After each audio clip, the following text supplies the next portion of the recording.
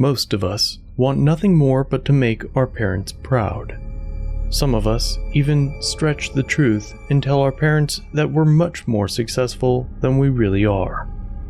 For the most part, these lies are innocent. After all, they stem from a desire to make our parents happy, to let them know that we're doing okay. But what happens when these lies get out of control? What happens when you tell your parents that you're doing well in college, when really, you haven't attended a single class in over a semester? What happens when you lie about getting a job with Elon Musk at SpaceX? What happens when you lie about being a professional scuba diver for the local police department? What happens when those lies finally start to catch up with you?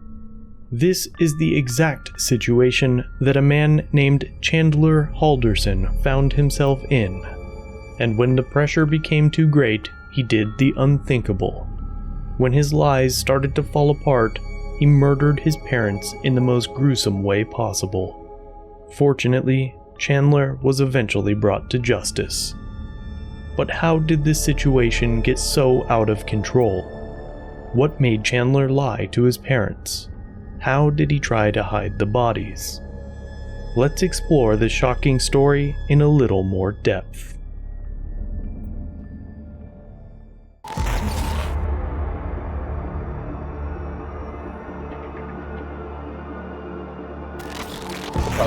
$51 million people entering another surveillance camera capturing the unidentified flying lockdowns and mass testing. today that the world is going to end.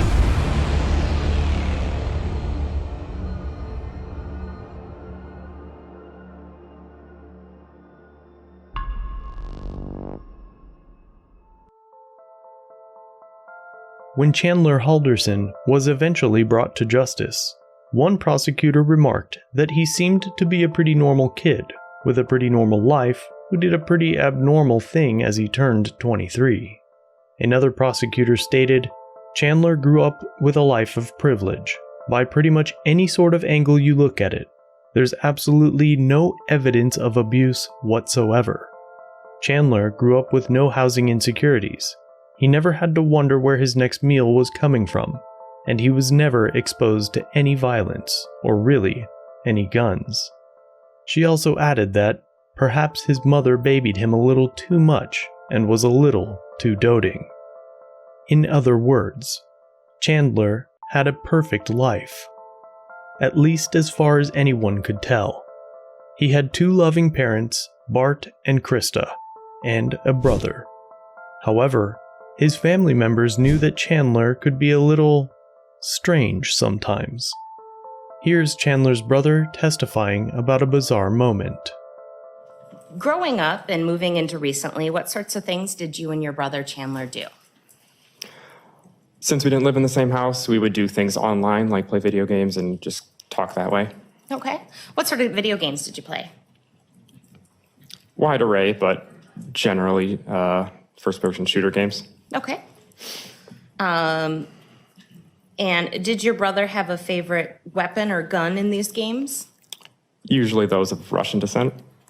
Okay. Like the SKS? That's correct. And in fact, during your illness, your brother gave you a gift. Is that fair to say? Yes. What did he give you? A unknown type of bullet with the words "get well soon" on it. I'm going to show you Exhibit 26. How would you describe Exhibit 26? That is the same one.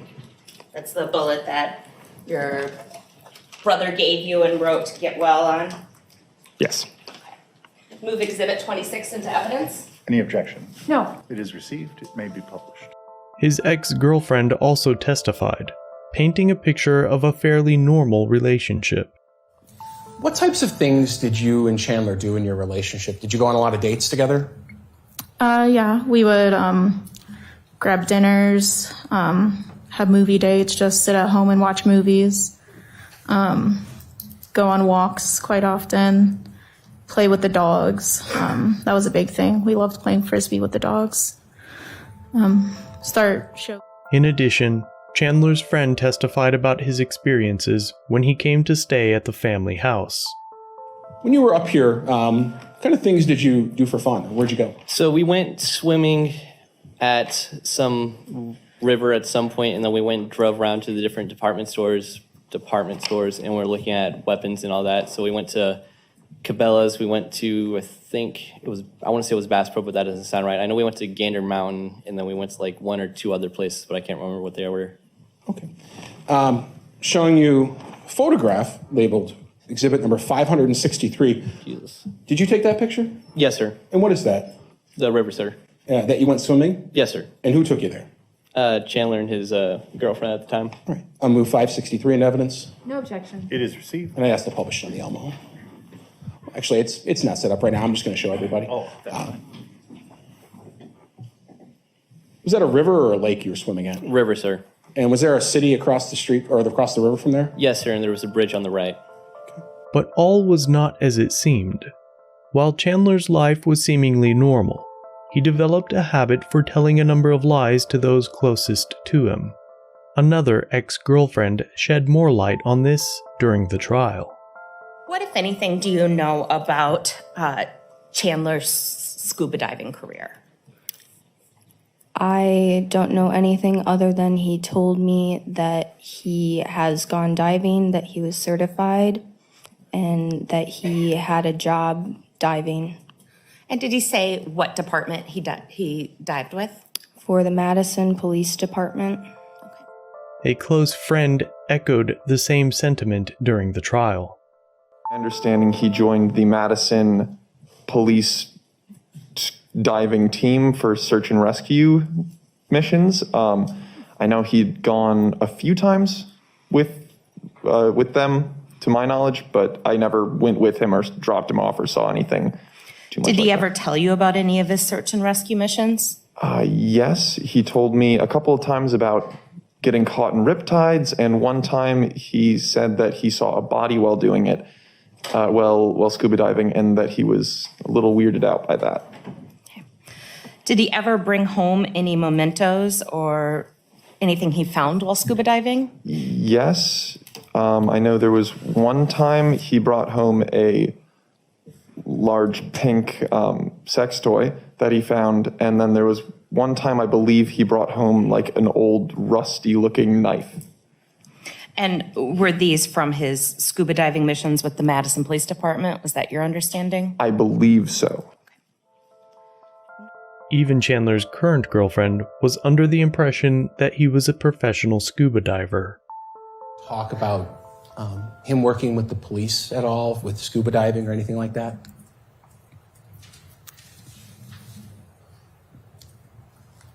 With the DNR. Sure. Tell me about that.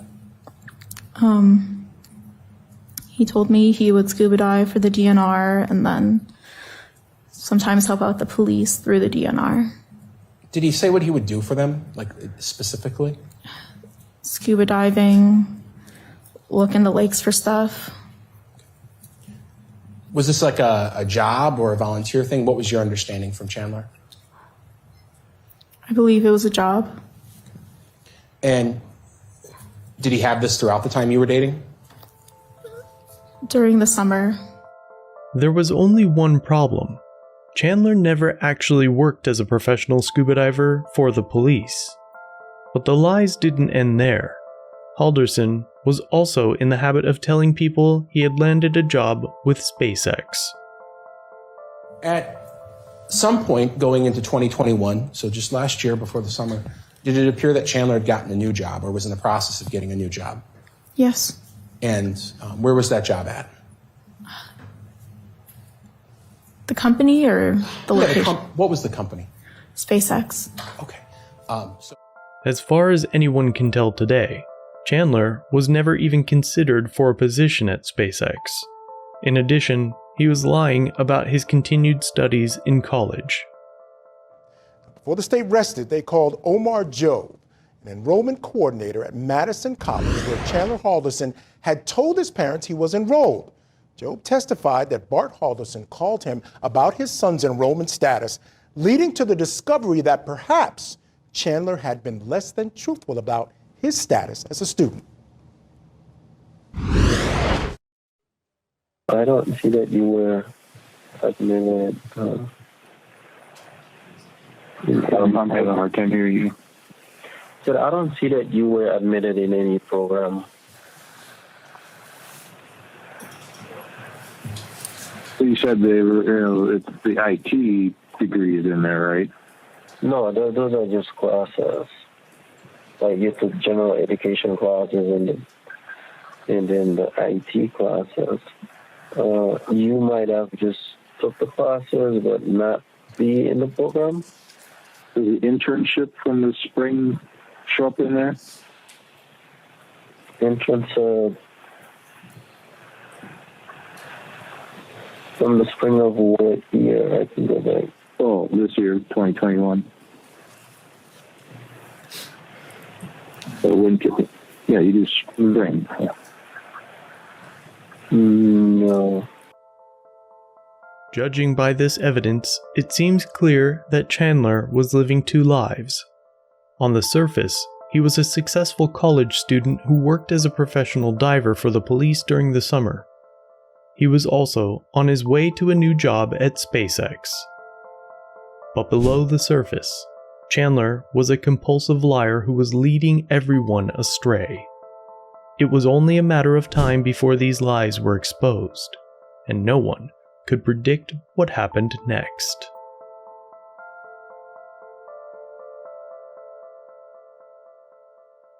No one really knows what happened when Chandler's parents found out about his lies, but the prosecution has a pretty good idea. It seems clear that when the truth about this man's life was exposed, he snapped. The evidence suggests that he shot his parents just before they were scheduled to meet with school officials. His father, Bart, had just discovered that his son hadn't attended any classes for over a semester. I have a spent shell casing in a basement, especially within the proximity to the bullet fragments that were located nearby. At that point, we had already known that Bart Halderson had died of bullet wounds to the back. So obviously, tying all that together, made it more interesting. Police eventually determined that Chandler's father had probably been shot in the back. Prosecutors later suggested that after Bart's murder, Chandler then shot his mother Krista when she returned home that day. But this was only the beginning of the stunning tale of murder. Chandler would go on to create an elaborate cover story involving his parents taking an unplanned trip to their lakeside cabin for the 4th of July weekend. He even spoke with a local news organization and begged people to come forward with information about his parents' disappearance, despite knowing full well that he had murdered them. All I would really want to ask you is just if there's any information that you feel like, would be worthwhile for us to share, anything that you feel like is important for us to share, just anything like that, of that nature. So my last message I got from them, they were going to White Lake for the 4th of July. There's some festivities that go around there, better drink prices at the bars, stuff like that for, White Lake, Wisconsin. Mm-hmm. Other than that, their plan, to my knowledge, they were going to Langlade County to a cabin, their cabin. Along the way, they could have stopped many places. I wouldn't know all of them. Was it yesterday that you called the sheriff's office, or someone with your family called the sheriff's office just to... I go back on that. I actually got a text from them on Sunday telling me they were going to White Lake. Okay. I don't know when the text was sent because of reception issues that they would have, and they usually turn their phone off because of pay for roaming. Yeah. It could have been whenever they sent that message that they made it safely, and they're going to White Lake for the 4th. Okay. So. No one knows exactly how Chandler's parents were killed, but their remains were found scattered around Wisconsin. Ashes from the family fireplace contained skull fragments, knee bones, and more. There is also evidence to suggest that he mutilated and dismembered his parents' bodies before attempting to hide them. Prosecutors suggested that Chandler used a saw and scissors to cut his parents into pieces. He then buried some of these pieces and stashed the rest in the woods. While the search was taking place, Chandler was going door to door, asking about surveillance footage that his neighbors might have. Clearly, this man was concerned about evidence that could potentially be used against him. Family friends of the Haldersons testified in court today on day 2 of the Halderson trial. Chandler Halderson is accused of killing and dismembering his parents over the summer. A number of other neighbors told similar stories of how he approached their front doors on the morning of July 8th. Some of the neighbors captured the encounters on their Ring doorbell systems. I was wondering if you were able to capture the road or my house. Did it capture anything on? We don't know. We don't know. They just took a copy of everything and... Police later discovered that Chandler was constantly Googling phrases like "body found in Wisconsin" on his phone during this period.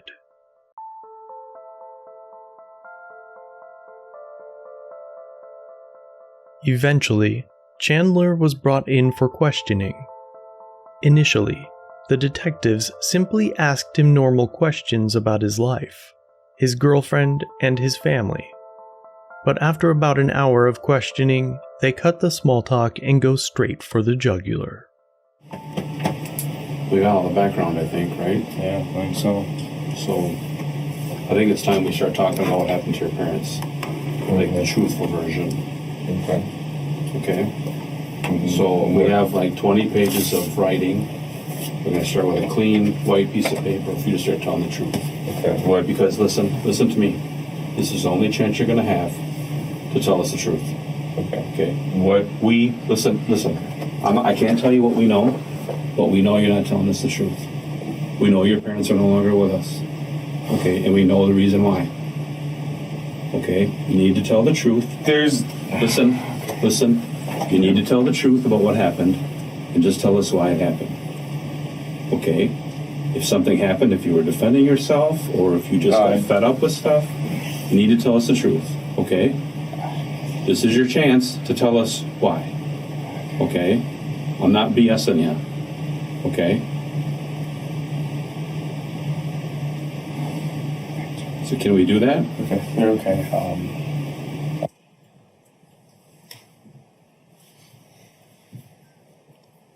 There'll be a pause.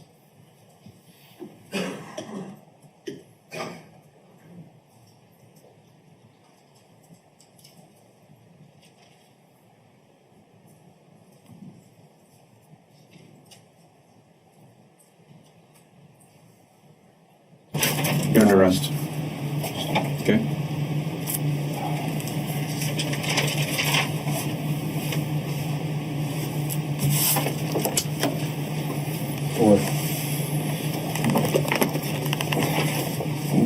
What happened? Okay, Look, you know what happened. We're not going to tell you what happened. You know what happened. You were there when it happened.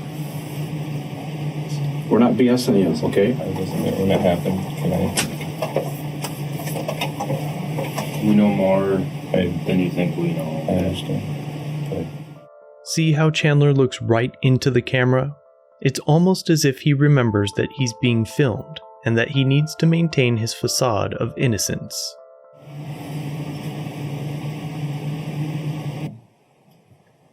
There'll be another pause. Just have it. You want to stand up and just come right over here for me? Get it in your pocket. Notice that almost as soon as the police tell Chandler that he's a suspect, there's a pause. This is likely because Chandler asks for a lawyer at this point, or exercises his right to remain silent.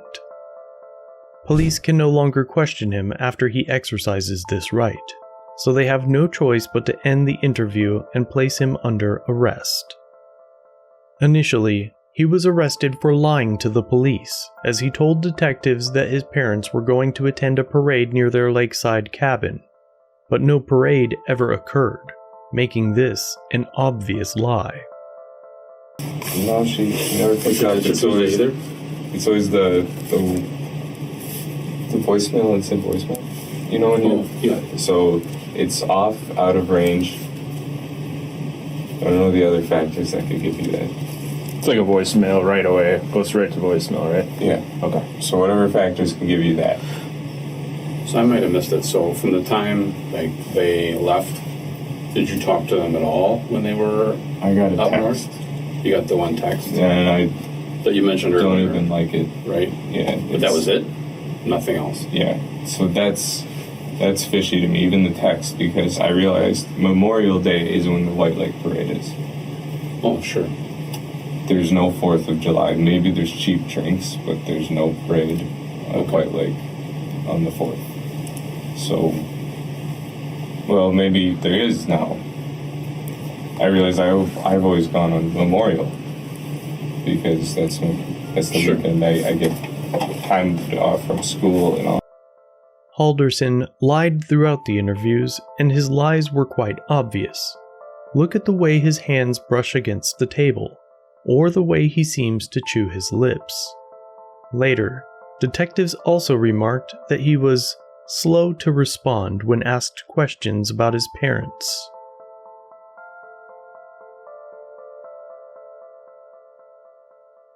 After it became obvious that Chandler killed his parents, he was put on trial for murder. This is what the state attorney had to say during his opening statement. The story starts a week later, on July 7th, 2021, nearly a week after killing his parents, but no one in the world knowing. Chandler Halderson walks into the Northeast Precinct of the Dane County Sheriff's Office and says, "I'd like to file a missing persons report." He sits down with sheriff's deputies, and you'll meet them today, and he gives a long story. My parents, they just haven't come back from the cabin. They were there this weekend. We have a cabin up north. It's in White Lake, up in Langlade County. It's pretty far up north, a couple of hours. They just haven't come back yet. They were going to come back Monday or Tuesday, and I don't know where they are. Who were they with? The deputies ask. I don't know. I helped them pack Thursday night. They must have left Friday early before I woke up at 6. Who'd they go with? I don't know. Where are their cars? Well, they're still at the house. What'd you help them pack? Bottles of liquor, lots of money, tools, silver bars.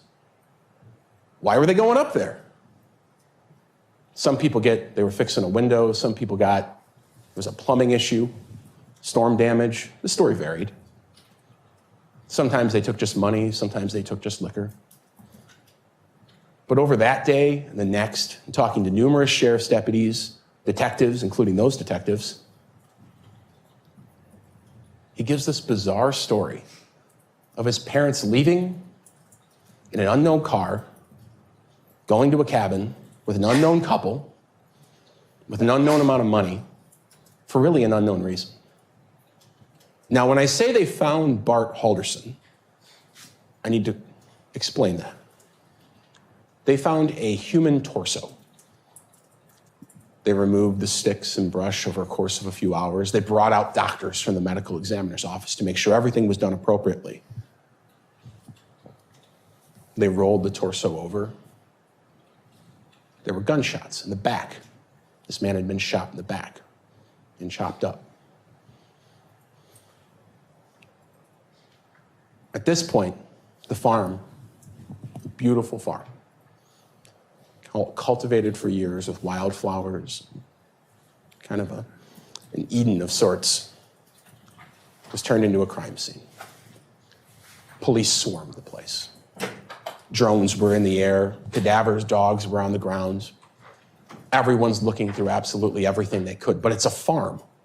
That spot where Chandler was walking out of the woods, there's an oil barrel there, like an old fuel tank with a hole in it. That's right where the car was parked. So she peeks her head in. And that's what she sees. Broken saw blades, hand saws, scissors, tree loppers, all of them tested by the state crime lab, all of them covered in human flesh and blood of Bart and Krista Halderson.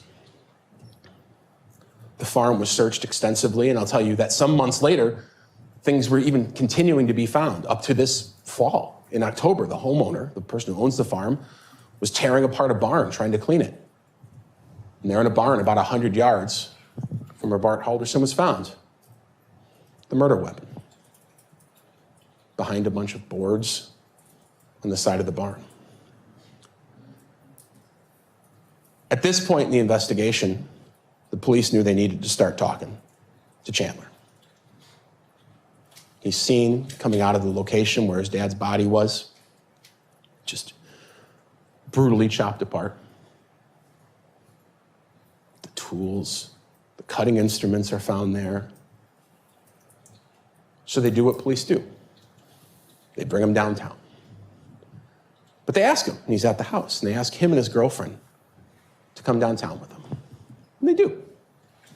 And that girlfriend, Kat, is in one room, and Chandler is in another. Chandler, and you'll see this, we'll play it, for over an hour meets with police, and again regurgitates this odd story of his parents with this missing couple in a random car, going places that no one really knew. Or Kat, in the other room, she's vomiting information to the police. Literally vomiting at times, but also vomiting information in terms of she has her phone out. She's giving them pictures. She's providing every single detail she can because she'll tell you when she testifies. She's one of these people that watches these crime shows. And she knows when someone's missing, you got to exclude the people closest to him first. And she thought, that's what we got to do. Chandler didn't have anything to do with this. I didn't have anything to do with this. We got to get to the people who did. And the first step is we got to exclude us.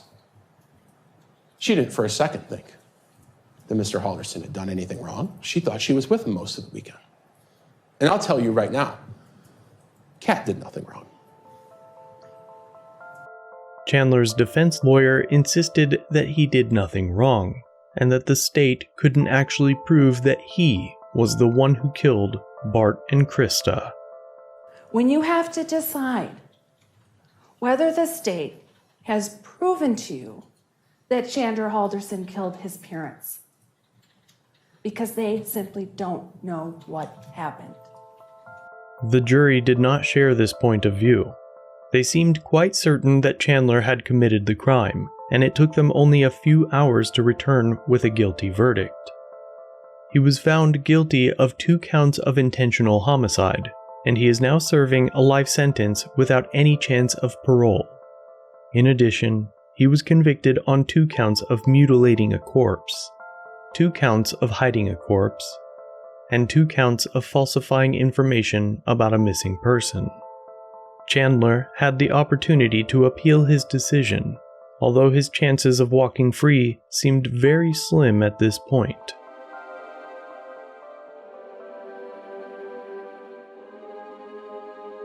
Although plenty of evidence has been found, we still don't really know why Chandler killed his parents.